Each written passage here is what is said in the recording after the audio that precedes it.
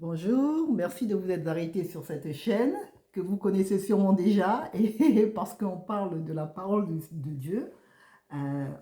Voilà, sur cette chaîne, moi j'aime bien parler de la parole du Seigneur, j'aime bien donner des témoignages quand j'en ai et c'est ça ma vie, quoi. C'est ça ma vie et c'est peut-être aussi la vôtre. Donc alors bienvenue.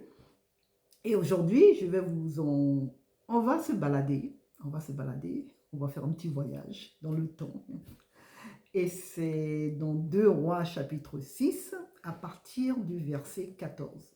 Alors pour ceux qui ne connaissent pas, vous pouvez commencer à partir du verset 1, mais pour ceux qui connaissent déjà, c'est à partir du verset 14, parce que c'est ce passage-là qui m'intéresse plus qu'autre chose, du verset 14 jusqu'au verset 17.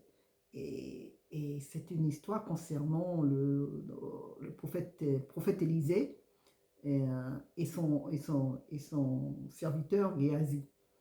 Et dans ce passage, on voit à partir du verset 14 que les Syriens avaient encerclé la ville, avec donc une multitude de soldats et des chars. Et Géasi, sortant pour pouvoir commencer à faire le service, il a, il a vu en fin de compte que la ville était encerclée. Il a paniqué et donc Élisée lui a dit n'aie pas peur, parce que ceux qui sont avec nous sont plus nombreux que ceux qui sont avec eux.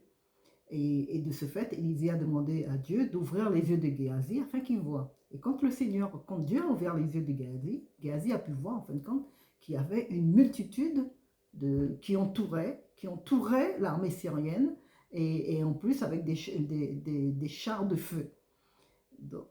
Et ce que Géasi n'avait pas vu, c'est que effectivement ceux qui étaient avec eux, ils pensaient qu'il était entouré, qu'ils allaient être envahis par l'armée syrienne, mais en fin de compte, l'armée syrienne allait être envahie par l'armée de Dieu, l'armée puissante du Seigneur.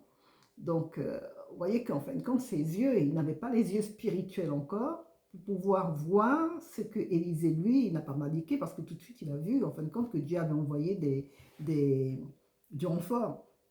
Ce qu'on ne voit pas souvent, on ne voit pas souvent le renfort que Dieu envoie. On voit souvent peut-être que les choses qui nous entourent, mais on ne voit pas que les choses qui nous entourent, la plupart du temps, ce n'est pas la réalité parce qu'il y a une réalité spirituelle que si nous n'avons pas les yeux spirituels pour voir, eh bien, on ne verra pas.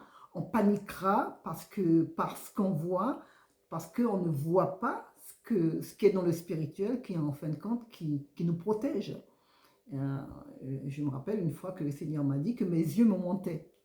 Donc il me disait de ne pas croire à tes yeux parce que tes yeux te montent. Alors, voilà pourquoi le Seigneur me dit ça, parce qu'en fin de compte, j'ai des yeux spirituels qui sont en fin de compte, qui est la réalité. Mes yeux naturels, c'est pas la réalité. Mes yeux spirituels sont la réalité, pas mes yeux naturels.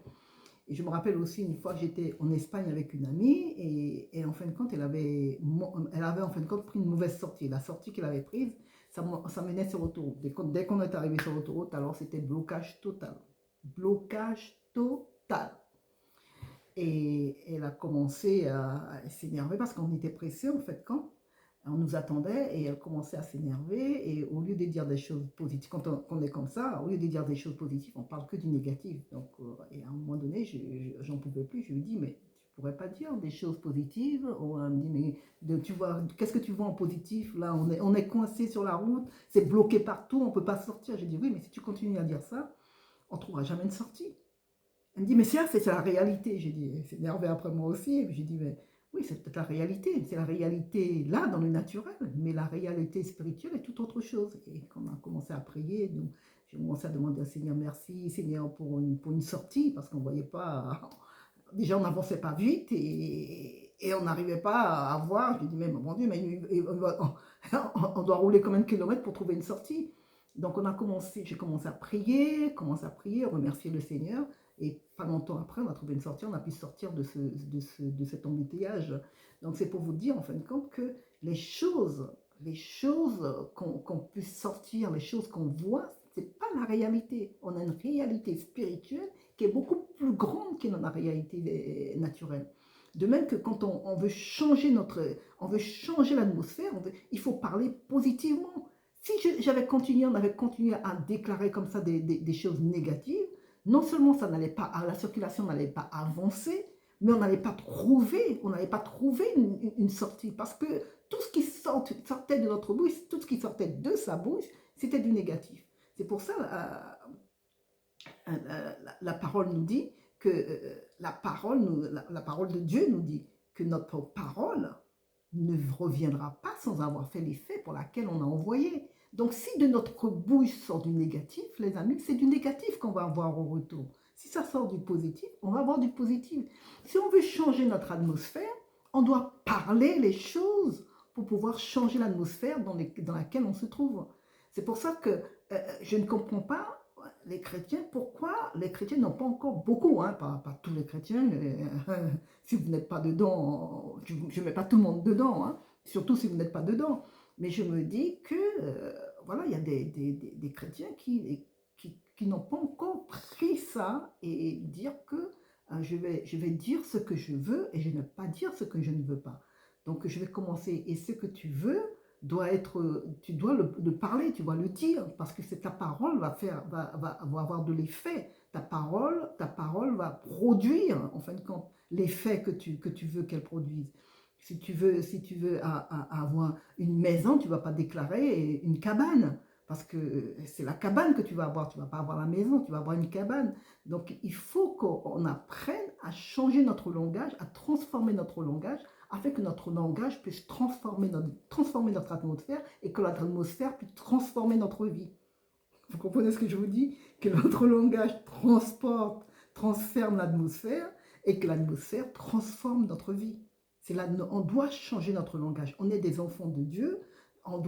C'est nous qui avons la solution et on doit, en fin de compte, amener la solution dans ce monde. C'est parler positivement sur un pays. Quand on vit dans un pays, on doit déclarer des choses positives sur le pays. Peu importe si on aime le roi, le vice-roi, le président, le vice-président, le ministre, le premier ministre, peu importe la personne qui dirige le pays. Quand on vit dans un pays, pour moi, c'est que quand des chrétiens sont dans un pays, les chrétiens détiennent la clé pour que ce pays aille bien. Parce que rappelez-vous, dans la parole, je ne me rappelle plus exactement, mais quand Dieu a déporté ses enfants à Babylone, et pour ceux qui connaissent vraiment la parole, vous savez que Babylone, c'était quand même le pays, le Seigneur, de toute manière, Dieu a détruit ce pays, a dit que plus jamais ce pays on reconstruira sur ce pays. Parce que Babylone, c'était tellement un pays ignoble, abominable, qui faisait des choses abominables dans ce pays, que Dieu a détruit Babylone complètement. Et rappelez-vous que Babylone, pour ceux qui connaissent la parole, que Dieu a envoyé à déporter Israël en Babylone. Et le Seigneur leur a dit, priez pour le pays. Parce que si le pays va bien, vous irez bien. Si le pays va bien, vous irez bien. Donc, quand on vit dans un pays, quand on est dans une ville, on a en fin de compte la responsabilité de ce pays, on a la responsabilité de cette ville pour pouvoir déclarer des choses positives, pour pouvoir déclarer des paroles positives sur cette ville, pour pouvoir déclarer des bénédictions sur cette ville, ou ce pays également, afin que si le pays va bien, le bénéfice sera pour moi, pour toi, pour tous ceux qui habitent dans la ville. Mais on ne peut pas, parce qu'on n'aime pas la personne qui est à la tête du pays, sortir des choses négatives. Parce que si on sort des choses négatives, c'est tout le monde qui va payer. Tout le monde va payer les conséquences. Toi, moi, tout le monde. Si on habite dans le même pays, tout le monde va payer les conséquences. Mais par contre, si on se lève le matin et on déclare, on bénit le pays, peu importe qu'on aime celui qui est à la tête du pays ou pas, c'est pas le problème. C'est pas le problème. C'est toi, comment tu veux vivre dans ce pays. La décision t'appartient. Comment tu veux vivre dans ce pays? Tu veux vivre bien ou tu veux vivre mal? Si tu veux vivre bien, tu ne regardes pas celui qui est à la tête du pays. Tu déclares la bénédiction sur ce pays afin que ta bénédiction puisse transformer ce pays.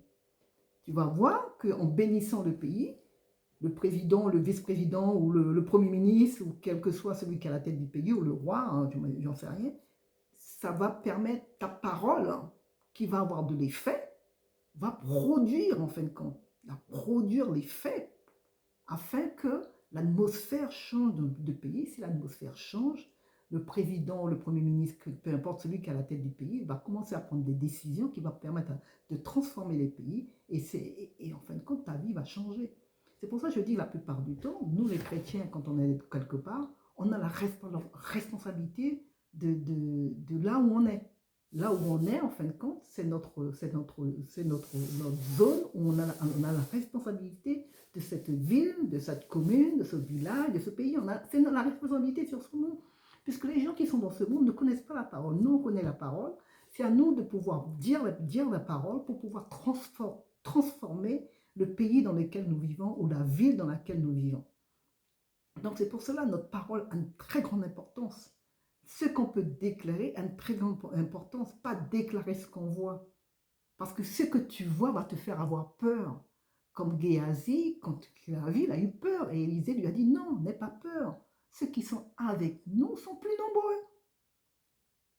Donc, si tu es dans une ville ou un village ou un pays où tu es le seul chrétien, mais ceux qui sont avec toi sont plus nombreux, l'armée du Seigneur est plus nombreuse. Donc, tu as une puissance. Et cette puissance-là, tu dois l'utiliser. Tu dois l'utiliser pour pouvoir changer l'atmosphère de l'endroit où tu es. Alors, c'est ce que je voulais partager avec vous aujourd'hui, que notre bouche, notre parole, nos paroles ont de l'importance, notre parole a de l'importance, et on doit utiliser cette parole pour changer en fin de compte les choses, pour changer l'atmosphère, pour changer l'environnement dans lequel on se trouve. Il y a une possibilité de changer les choses. Nous avons la possibilité de changer les choses. Nous avons cette puissance de changer les choses. Utilisons cette puissance. Nous savons que Dieu avec nous, Dieu et toi et Dieu et moi, on est plus nombreux. On est plus nombreux que toute l'armée du monde réunie. L'armée de la Russie, petite affaire. L'armée chinoise, petite affaire. Toi et Dieu, moi et Dieu, on est plus nombreux. Donc, utilisons cette arme, utilisons cette armée. Déclarons les choses que nous voulons, déclarons des bénédictions sur le pays, changeons l'atmosphère avec nos paroles, afin que nous puissions vivre bien, afin que nous puissions vivre mieux, afin que nous puissions voir des percées dans notre vie, des percées dans notre pays, des percées dans notre village, dans notre ville, afin que nous puissions, que notre vie change, que notre vie soit transformée. Mais pas seulement notre vie, mais la vie aussi de nos enfants, la vie de notre famille, la vie de nos collègues.